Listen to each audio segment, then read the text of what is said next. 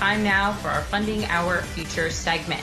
President-elect Biden is finalizing his plans for another round of coronavirus relief, looking to put together a bipartisan deal. So let's chat this now with Bill Rogers, board chair at the National Academy of Social Insurance and professor and chief economist at the Heldrick Center at Rutgers University. So, Professor, let's just start with how badly this additional stimulus, really is needed now. The President-elect Biden floating out $2,000 individual stimulus checks after the recent $600 stimulus checks were passed. Yes, so the jobs report issued by the Bureau of Labor Statistics last Friday confirmed that the economy, the labor market has been slowing down.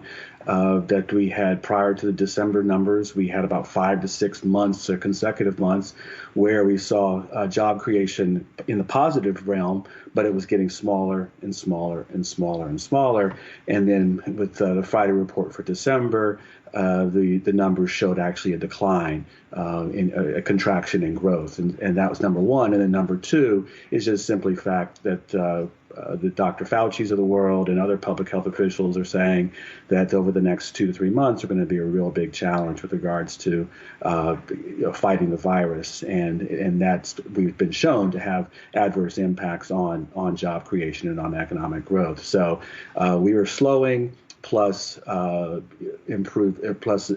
worsening in coronavirus, which is going to have to force state and local governments to put more constraints on the economy or on economic consumption. So that's the stage we're set for why we need an additional piece.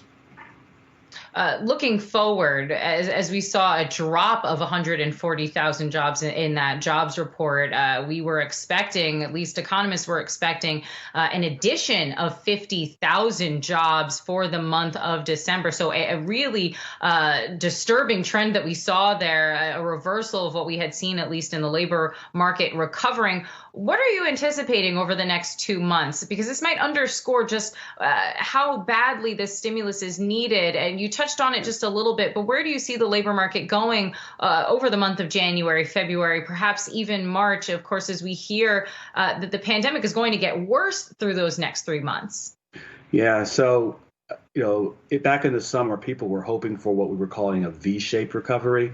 That is the sharp downturn in April and May, and then a rapid recovery. But what we're seeing now, or what I think we're seeing now, is what people are calling a K-style recovery, and that is if you're able to work at home, as the report last Friday showed, you're able to continue with your job. In most cases, the share of people saying that they were working at home because of COVID actually jumped in the month of the previous month, while you saw the contractions in employment in leisure and hospitality, retail. Right, these are the areas that have been hit hardest because of the high touch component that's required to do those jobs. So right now it looks like we're going to see a K-style recovery if we and when we get this this new additional tranche of money that the Biden group is going to be lobbying for. That will continue to lead for the improvement for those who have been benefiting, but it's going to help to buoy and help to restore economic growth and opportunity for those who have been disadvantaged dramatically. I'm really glad that you mentioned that K-shaped recovery piece, Professor, because I'm curious to know if you think that because so many Americans right now aren't just surviving, but frankly are thriving. They are doing incredibly well throughout this pandemic. If that has been part of the reason we have seen such stalling in terms of giving economic aid to so many Americans. It took 9 months for this most recent economic aid to be passed. Who knows how long it'll take for another bipartisan package to get through Congress. Do you think that could be part of the reason why that, frankly, when you look around, depending on who you are in this country, you might look around and say, hey, not everyone's so badly hit. Some people are doing okay.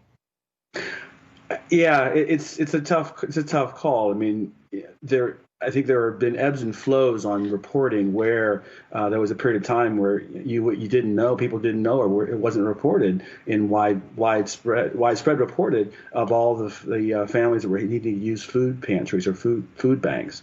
But then you had a period of time where those images started to be seen more. You had the period at the end of the year where the president basically hemmed and hawed about signing that piece of legislation, where it created a whole great deal of anxiety for those Americans who had been unemployed and who were going to see those benefits dry up. So yeah, it requires conversation. It requires the media to really be showing and presenting these images, and as you all do, but other organizations have to do it, and have to do it persistently to really educate the public that we have this two realities economy. That yes, you have people doing well, you have the stock market doing well, but in terms of families who have incomes at or below $75,000, they either have expenses that exceed their income,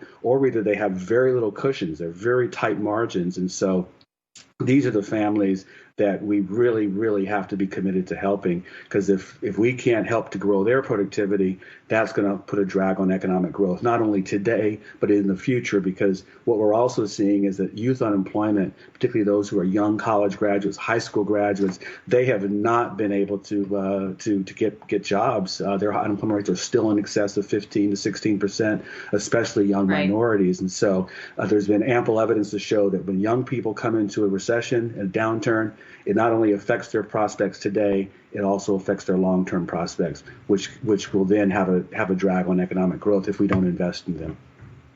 Right. Professor Bill Rogers, Chief Economist at the Heldrick Center at Rutgers University. Thanks so much for joining us today for our Funding Our Future segment.